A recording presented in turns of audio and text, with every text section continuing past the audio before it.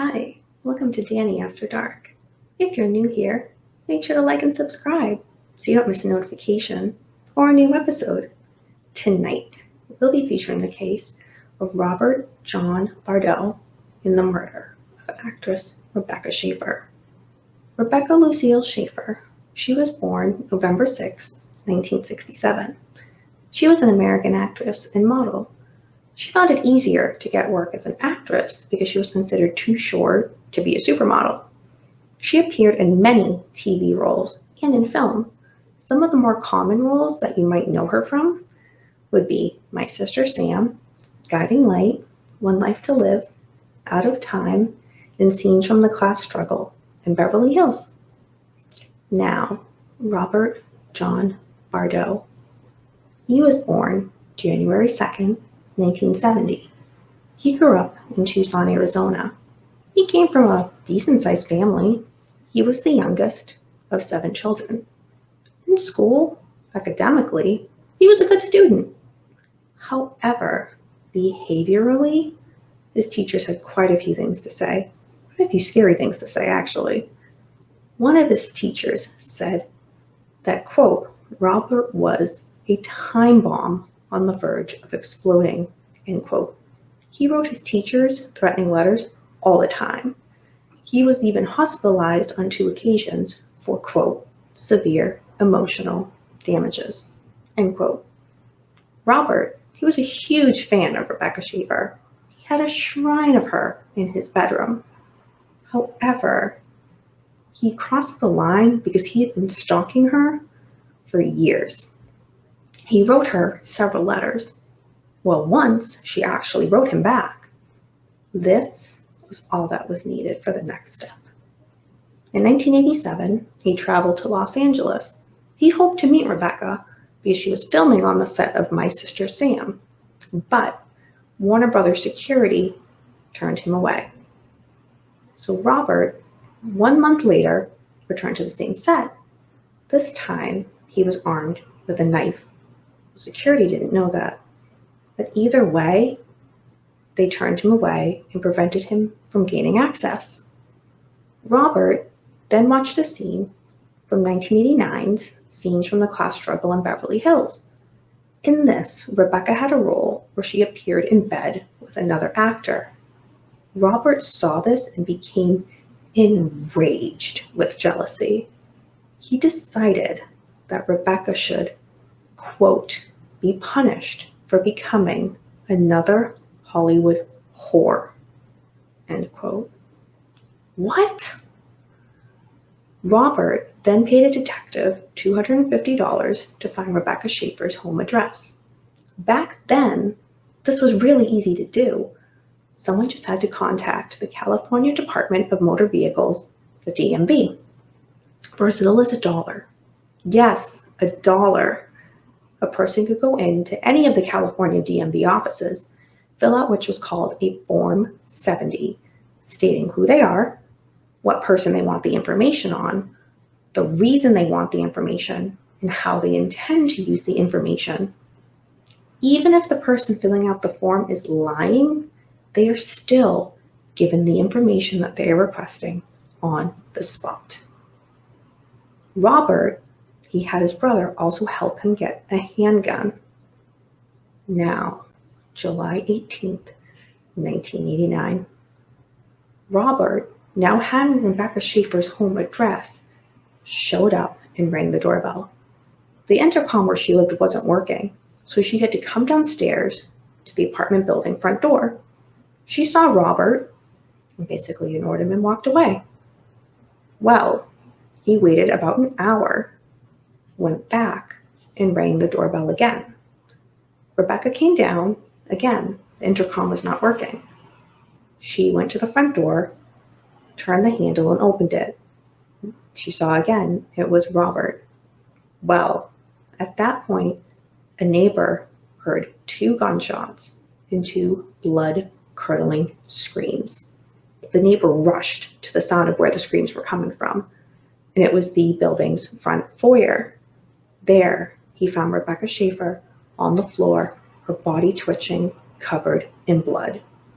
He checked for a pulse, but he couldn't find any.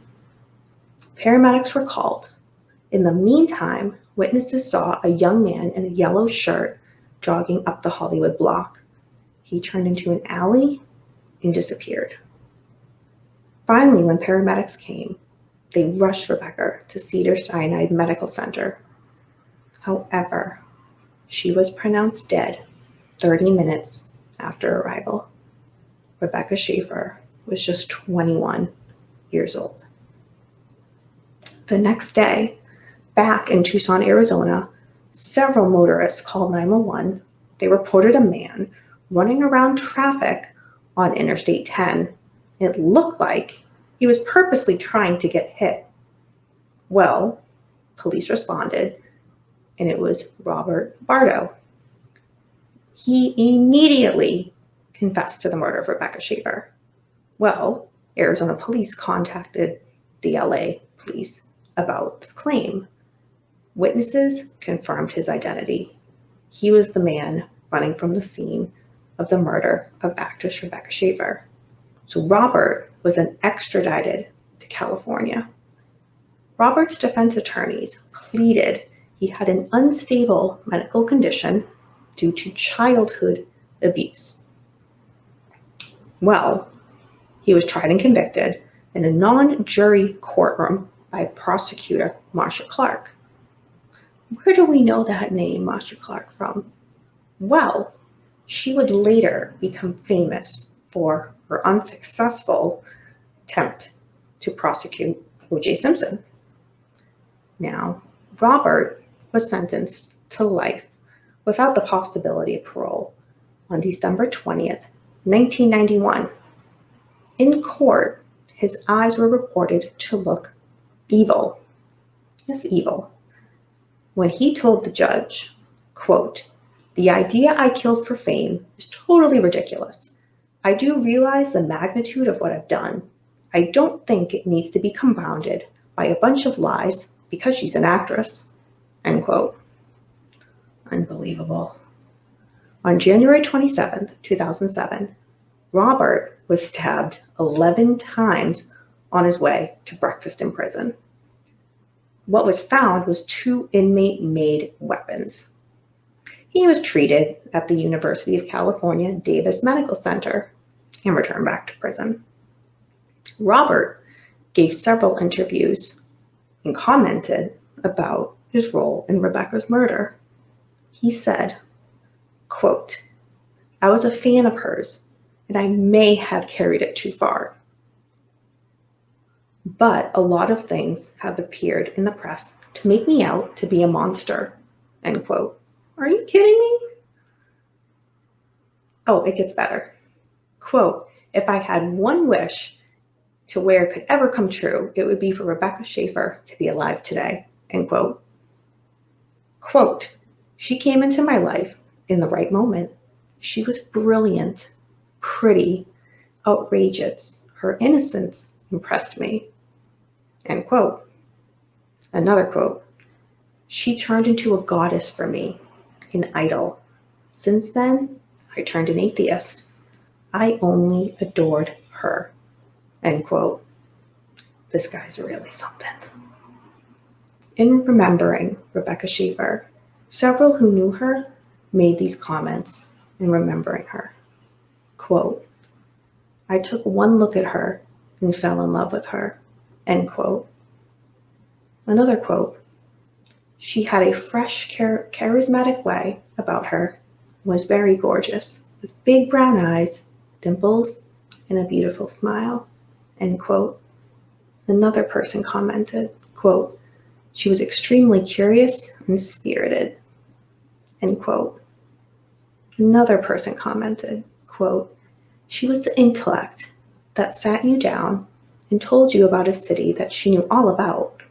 I don't want to say she was fearless, but she wasn't affected by the big city or imitated by the power." End quote. Lastly, quote, "She was the only actor I've ever known who managed to become successful and remain unjaded." End quote. Thank you for being here for this episode of Danny After Dark. in the case of Robert John Bardot in the murder of actress Rebecca Schaeffer. Again, make sure to like and subscribe so you don't miss a notification or a new episode. Feel free to leave a comment. Do you have a question? Let's be interactive. Comment down below. Do you have an idea for a case that you might like me to cover?